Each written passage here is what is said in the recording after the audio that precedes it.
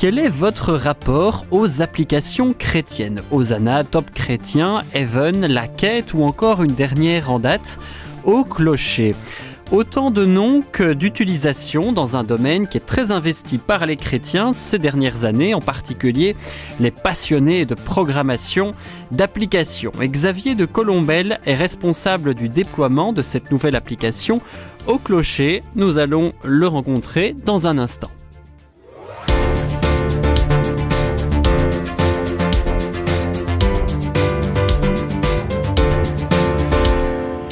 Bonjour Xavier de Colombelle. Bonjour Yves. Merci de nous rejoindre dans ce 16-17. Vous êtes l'un des cofondateurs de cette application Au Clocher qui se développe aujourd'hui en France depuis le début de l'année 2022. On peut dire que les confinements ont été pour vous assez fructueux dans le développement de toute cette application et dans votre imagination en fait avec votre cofondateur également. Oui, absolument. C'est vrai que le confinement a été le déclencheur pour nous de ce projet, de l'intuition de ce projet, et puis après forcément un accélérateur derrière pour son déploiement, puisque ça a fait sauter quelques-uns des freins Oui. qu'il pouvait encore y avoir de la part des paroissiens à se lancer dans le digital. Oui. Ça a fait un petit peu changer quelques comportements. C'est compliqué de concevoir une application, de la programmer. Ça demande une expérience solide en informatique. Qu'est-ce qu'il faut pour développer une application comme celle-là? Qu'est-ce qu'il faut pour développer une application? Il faut beaucoup de persévérance, il faut beaucoup de motivation surtout, Oui. et effectivement derrière quelques compétences. En fait, le point clé, lorsqu'on développe une application, c'est d'être conscient de la maintenance, du travail continu que ça nécessite. Ah oui, c'est ça. Sur la durée, en fait. Sur la durée, voilà. En fait, il faut au départ fabriquer la machine, hein, entre guillemets, la première fois, et puis ensuite, il faut constamment l'améliorer, constamment la maintenir, exactement comme dans n'importe quelle usine, on a des équipes maintenance entières dédiées à son entretien. C'est ça. Ici, c'est la même chose. Ouais. Alors aujourd'hui, on va parler très concrètement de cette application dans l'usage paroissial. C'est vrai que les paroissiens, les fidèles sont généralement équipés de WhatsApp ou de boîtes mail sur lesquelles en fait circulent la plupart des informations liées à la vie de leur paroisse. Mais qu'est-ce qu'apporte Au Clocher en fait comme outil de communication entre les croyants? Alors l'objectif d'Au Clocher, l'intuition de départ, c'est de se dire effectivement il faut que l'on arrive à regoûter un petit peu de cette joie que pouvaient connaître les générations précédentes de l'interaction un petit peu spontanée au cours de la semaine. Le fait de ne plus se disperser le dimanche juste après la messe, vous voyez, quand le repas du déjeuner est chaud dans le four, il faut rentrer chez soi pour ne se retrouver que le dimanche d'après, sans avoir eu l'occasion entre les deux de s'échanger des nouvelles, d'écouter un petit mot de son curé, de s'inscrire aux événements de la paroisse, toutes ces petites choses qu'on faisait à l'époque au bistrot du village ou sur la place de l'église en fait. C'est ça. L'intuition d'Au Clocher, c'est celle-là. Alors ensuite, techniquement, en effet, l'église heureusement n'a pas attendu la naissance d'Au Clocher pour se poser ces questions-là, et les paroissiens et les curés de paroisse non plus, et donc il y a déjà des paroisses qui ont mis en place certaines choses. Et vous parlez de WhatsApp, vous parlez de newsletter, vous parlez de sites internet, etc. D'un point de vue très concret, en fait, on a essayé, avec Au Clocher, de tirer le meilleur parti de chacune de ces idées-là, mais d'essayer d'en éviter les excès. D'accord. Et si j'en cite un, l'effet WhatsApp, en quelque sorte, c'est celui de l'avalanche, voire de l'inondation de notifications. Oui, c'est ça. On a tous expérimenté dans nos WhatsApp familiaux, dans nos WhatsApp de cousins, dans nos WhatsApp d'amis, etc. Le fait que si on ne contrôle pas ça, en fait, on ne s'en sort plus. Chacun y va de son petit commentaire. Et on finit par avoir envie d'en sortir. Absolument. Voilà. Donc ça, c'est un des exemples qui nous a poussé lors de la conception à monter une application qui soit réellement volontairement sobre et simple pour être au service de la vie réelle, paroissiale, et qui ne viennent pas empiéter sur les plates-bandes, justement, des véritables relations qui doivent toujours et avant tout se passer dans le vrai monde, quoi, dans C'est ça. l'église, chez les uns, chez les autres. Donc la volonté de dévirtualiser les relations entre croyants. Mais donc ça veut dire très concrètement que pour un paroissien qui clique sur cette application depuis son téléphone, ça veut dire quoi? Qu'il peut commencer à converser avec celle qui était assise à côté d'elle, de lui à la messe. C'est de pouvoir parler avec le curé. Qu'est-ce qu'on peut faire exactement avec l'application? Oui, effectivement, au clocher, nous n'avons absolument rien inventé. Nous avons cherché à reproduire ce qu'il se passe déjà dans nos églises. C'est-à-dire Oui, que vous pouvez entrer sur Au Clocher comme vous entrez dans une église. La première et unique question d'ailleurs que l'on vous pose lorsque vous téléchargez Au Clocher, que votre téléphone vous pose, c'est quelle paroisse souhaitez-vous rejoindre? Vous d'accord. choisissez votre paroisse et vous faites de facto partie de cette communauté paroissiale.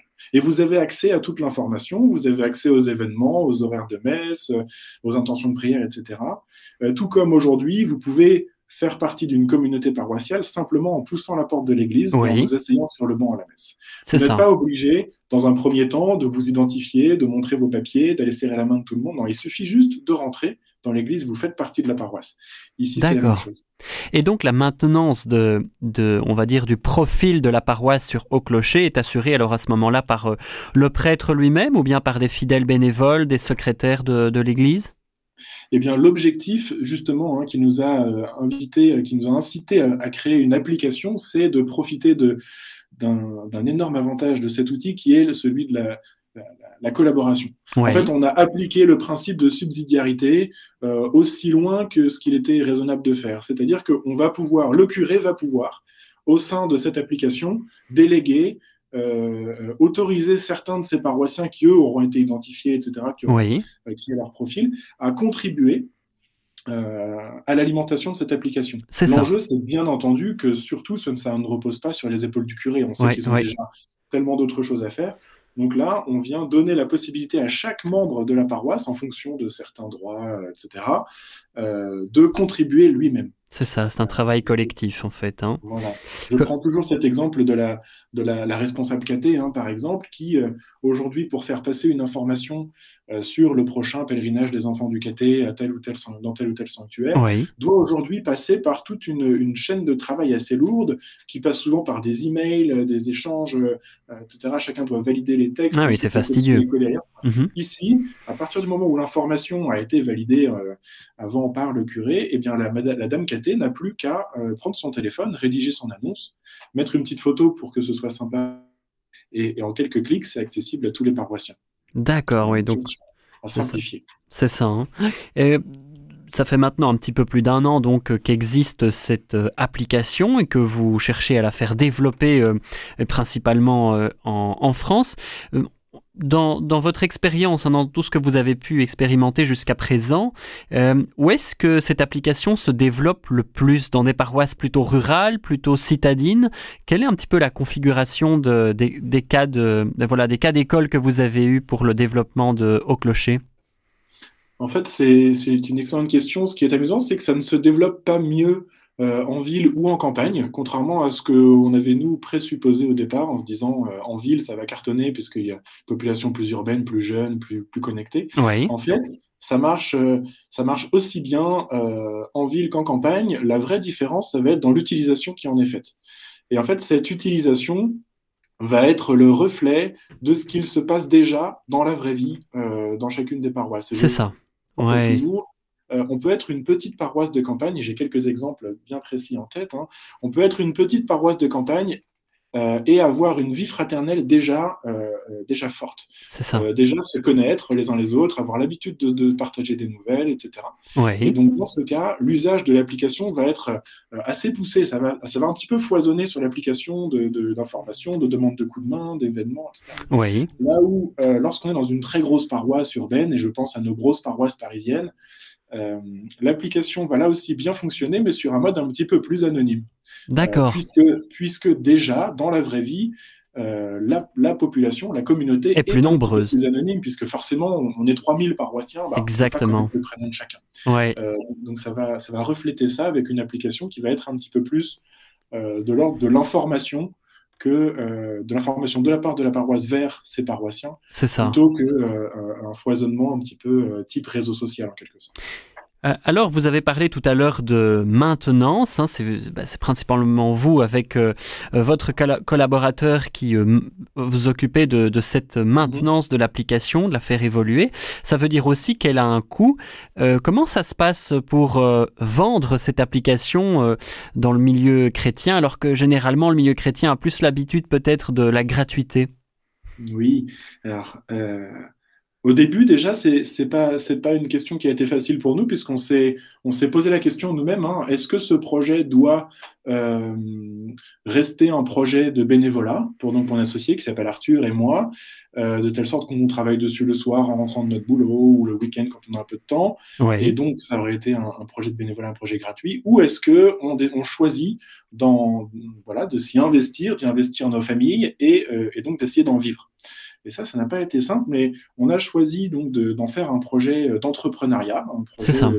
dont on va chercher à vivre, à nourrir nos familles grâce à ça, parce qu'on pense justement que le temps du digital gratuit a un petit peu trop Prends duré. fin là. Oui, Et voilà. Et on se rend compte aujourd'hui que, vous savez, hein, ces phrases un petit peu faciles, mais quand c'est gratuit, c'est nous le produit en fait, hein. Et c'est-à-dire que derrière, on se retrouve à pas forcément contrôler l'usage qui est fait oui. des données qu'on met dedans. On se retrouve à subir un système qui évolue parce qu'il a choisi de prendre une direction différente de celle qui était celle qu'on avait choisie au début. Oui, Ici, l'avantage d'avoir fait un outil qui soit payant, qui nécessite un abonnement, hein, à l'année pour la paroisse, eh bien, c'est la garantie d'une part que l'on va continuer, nous, à travailler, à être c'est ça. présent, à l'améliorer et à inventer de nouvelles choses.